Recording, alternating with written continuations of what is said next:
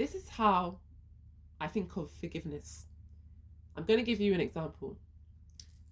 So I'm a young boy. I see a kid playing in the playground. He has a toy. I like that toy. I want that toy. I'm gonna go and take that toy. So I go and I take the toy. The boy gets upset. He cries and we start fighting. Then his mother comes, says, "What's going on?" I say, "Oh no, he was just playing with the toy. I don't know why he's crying." And then your mother comes, says your name and says, "That's bad. Give him back his toy."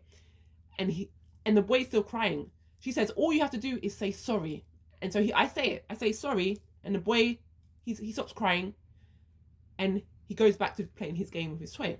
So I take this lesson. I'm like, interesting. So the next time I'm a teenager now, and I meet my first girlfriend, and then we go on a date, and maybe we get close, and I push the boundary a bit too far, and she gets upset and she pushes me away and she starts crying, and I say sorry, and she forgives me. I'm like, okay, this is interesting. So now I'm a grown man and I work in a corporation, and I meet one of my colleagues and I'm like, you know what? I like her. I think I might go. Maybe we can be together. So I overstep my boundaries, and when she retaliates, I just say, sorry, I didn't mean to do it, and then she forgives me. So now I'm an older man, and I work as a CEO, and I have all these other friends who've also learned exactly what I've learned. So now we come together in a group and we're like, you know what? I've learned something. Let's share what we know about this. Why don't we create an organization whereby we can find all the women we really like and we can do whatever we want to do to them? And they're going to turn around. When we get caught, all we will say is, we're sorry. And guess what they're going to do? And so then, generations after generations after generations, we have a society where there are those who abuse masses of people. And all they do is either disappear, hide it under the carpet, or apologize. And what do we have to do as Christians? Oh, well, I forgive you.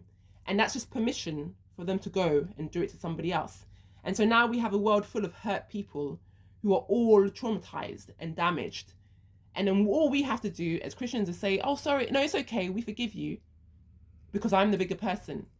And this goes on and on and on. You can extrapolate this. Imagine your universe.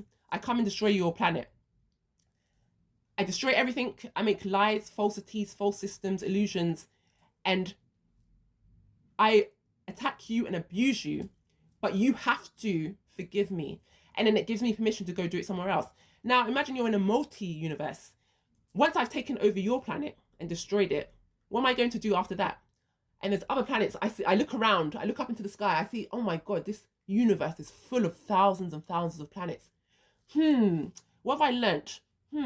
What do I think I'm going to do?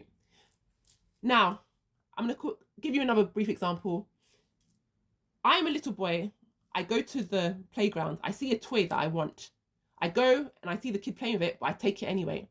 That kid stands up and punches me in the face. I fall back and I start crying.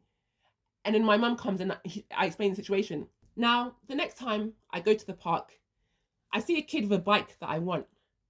But I think, the last time I tried that, I still feel the pain in my face. Maybe that's not a good idea. And imagine the life that I will live after that.